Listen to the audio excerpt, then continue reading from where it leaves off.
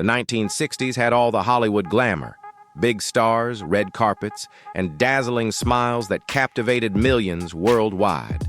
But behind the velvet curtains and studio lots, some of cinema's most beloved icons harbored deeply racist beliefs that would shock their adoring fans. While America grappled with civil rights movements and social change, these celebrities used their influence to perpetuate discrimination, block opportunities for actors of color, and actively support segregationist causes. From shocking on-set behavior to private correspondence filled with racial slurs, these stars maintained carefully crafted public images while wielding their power as weapons of oppression.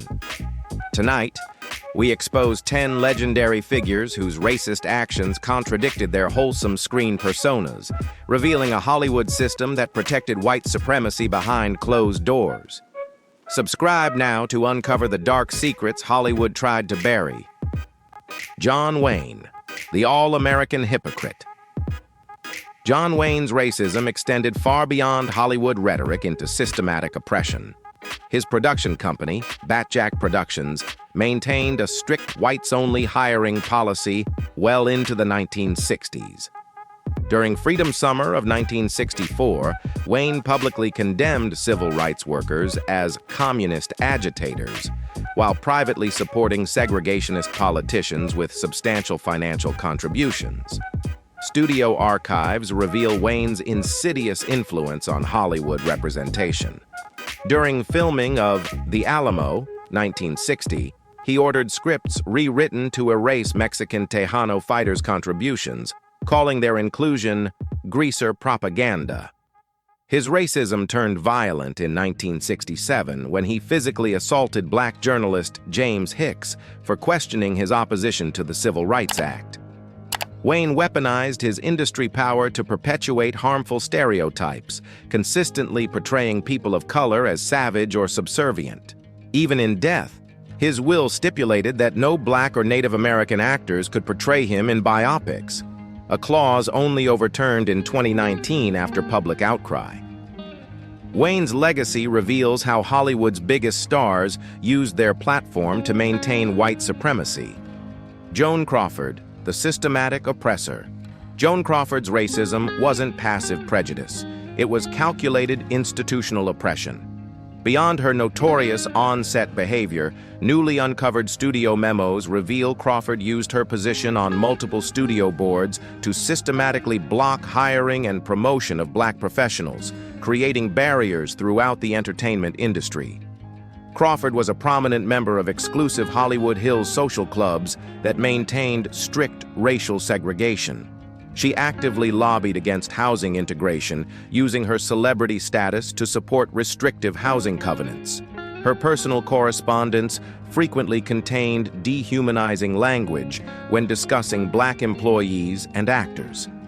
Most egregiously, Crawford funded a segregated orphanage in Georgia through her Joan Crawford Foundation, which excluded black children until 1968. During filming of The Caretakers, 1963, she had black extra Clarence Williams III removed from the set for standing too close to her. Her 1965 contract for Berserk included a clause stipulating no black actors could share her dressing room hallway, demonstrating how she institutionalized her racism through legal contracts. Charlton Heston, the performative ally. Charlton Heston represented the most insidious form of Hollywood racism, performative allyship masking deep-seated discrimination. While publicly supporting civil rights for studio publicity, his private journals revealed he attended marches solely due to pressure, not conviction. Paramount archives exposed systematic patterns of racial discrimination, contradicting his progressive public image. During production of Major Dundee, 1965, Heston demanded a reduction in black actor Brock Peters' role, writing explicitly that audiences won't accept a Negro as my equal. Tax records prove his duplicitous nature. He simultaneously donated to George Wallace's 1968 segregationist campaign while presenting himself as progressive. Heston's racism escalated in later years. As NRA president in 1998, he gave a provocative speech in majority-black Flint, Michigan, brandishing a rifle while declaring, "From my cold, dead hands." His personal journals revealed secret funding for segregationist Lester Maddox's gubernatorial campaign while publicly donating to Martin Luther King Jr.'s SCLC. This calculated deception exposed how Hollywood stars manipulated public perception while privately supporting white supremacy. Shirley Temple, Black, the diplomatic racist. Shirley Temple Black's racist ideology extended beyond Hollywood into her diplomatic career with devastating international consequences. Declassified State Department documents reveal systematic racial discrimination at the highest levels of diplomacy. As UN ambassador, Temple worked to block African nations from membership, describing them as uncivilized in official communications. During her 1967 ambassadorship, Temple repeatedly vetoed aid to majority-black countries, characterizing such support as wasteful spending. Personal letters auctioned in 2015 exposed detailed proposals for creating segregated educational systems in African nations, revealing a colonial mindset that extended well beyond entertainment. As U.S. ambassador to Ghana, Temple enforced apartheid-style policies at her residence, banning black staff from using the same bathrooms as white employees. State Department cables show she referred to African diplomats as savages who need Christian discipline in 1975 communications. Most shockingly, she endorsed South Africa's Bantu Education Act, calling it sensible separation of races. Temple's racism had deadly consequences when she blocked $50 million in Ethiopian famine relief in 1974, writing, "They breed like animals anyway." Bob Hope, the segregated entertainer. Bob Hope's racism was systematically embedded throughout his entertainment empire, from Hollywood stages to military circuits. Newly uncovered USO contracts provide irrefutable evidence of discriminatory practices. Hope consistently required separate performances for black soldiers, maintaining racial segregation even within military entertainment programs designed to boost morale. FBI files from 1965 reveal Hope's explicit refusal to perform for integrated military units in Vietnam, stating he knew what his audience wanted. A chilling euphemism for racial exclusion. His former writer's memoirs detail disturbing private behaviors, including deeply offensive blackface routines performed at exclusive events. Pentagon records show Hope paid off the NAACP in 1965 to suppress a scandal involving racist backstage comments. His entertainment empire systematically excluded black performers from headlining major venues, using contractual arrangements to maintain racial hierarchies. Hope's public persona as America's beloved entertainer masked a calculated system of segregation that extended from Hollywood sound stages to overseas military bases, revealing how entertainment industry racism reached global proportions through his influential USO work. Judy Garland, The Rainbow's Dark Side.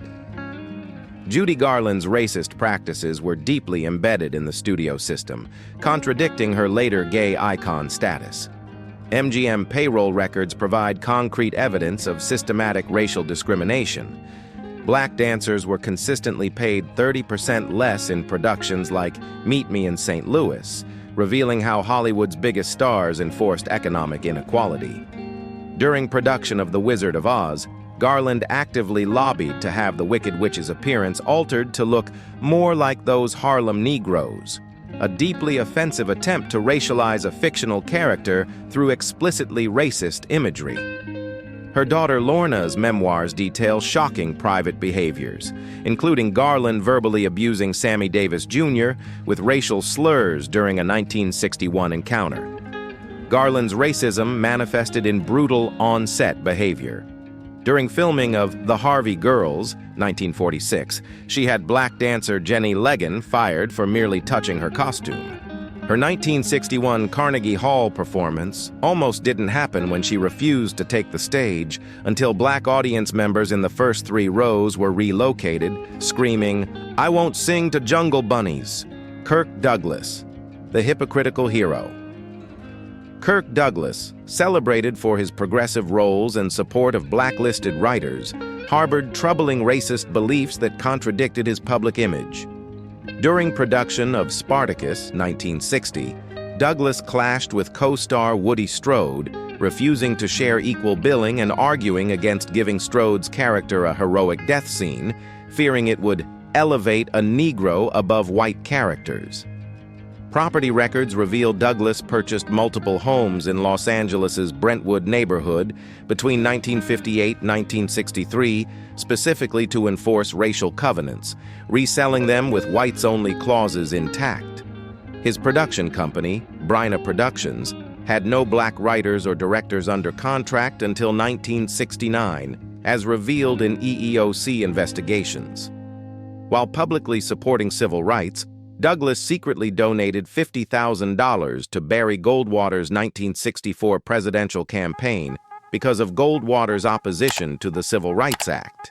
FBI files released in 2011 show his unpublished memoir contained shocking passages describing MLK as a rabble-rouser. Douglas actively worked to undermine Sidney Poitier's career, pressuring studios not to cast him in romantic roles, telling producers, "Audiences aren't ready to see a Negro kiss a white woman." Frank Sinatra, the complex crooner. Frank Sinatra's racism was carefully concealed behind progressive politics, creating one of Hollywood's most complex racial legacies. Sands hotel documents provide evidence of systematic racial exclusion, showing explicit bans on black performers headlining at major venues despite Sinatra's public opposition to segregation in entertainment. A 1965 police report details a violent incident where Sinatra physically assaulted a black photographer while unleashing racial slurs, revealing the deep-seated racism underlying his public persona. His personal staff's memoirs paint a devastating portrait of behind-the-scenes racism, detailing how black employees were consistently marginalized and demeaned despite Sinatra's public statements supporting integration.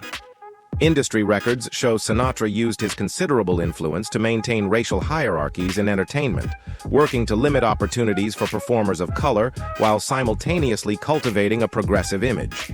This duplicitous behavior demonstrated how Hollywood stars could manipulate public perception, appearing to support civil rights while privately perpetuating the very discrimination they publicly opposed. Sinatra's complex legacy reveals the sophisticated ways celebrities maintained racist practices while avoiding public accountability through carefully managed publicity campaigns. Jerry Lewis, the telethon tyrant. Jerry Lewis's racism extended beyond individual incidents into systematic institutional discrimination throughout comedy and entertainment.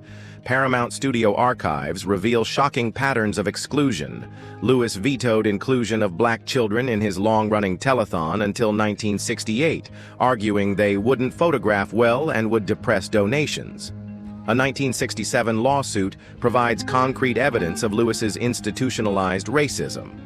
Legal documents prove he consistently paid black crew members significantly lower wages, sometimes half the standard rate for white employees.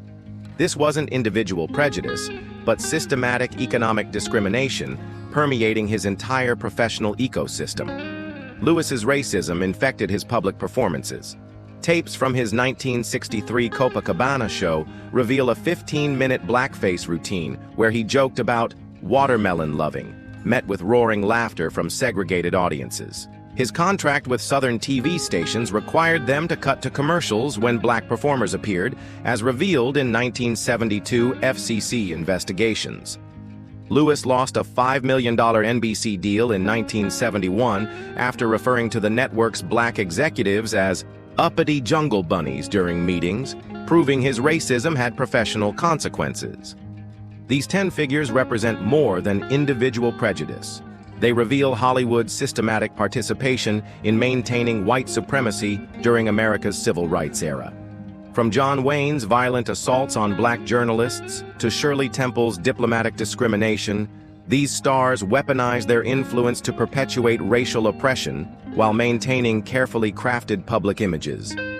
The evidence exposes how Hollywood's power structure protected racist celebrities, allowing them to block opportunities for performers of color, enforce segregated working conditions, and financially support discriminatory causes without accountability.